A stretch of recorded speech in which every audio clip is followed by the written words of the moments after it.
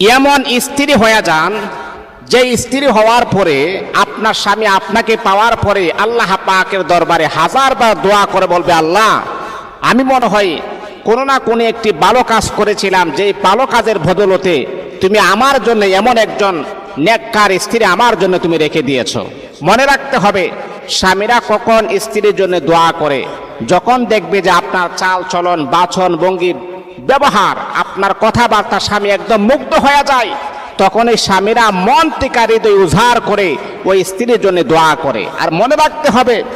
আপনি ভালো নাকি খারাপ, আপনি ভালো নাকি খারাপ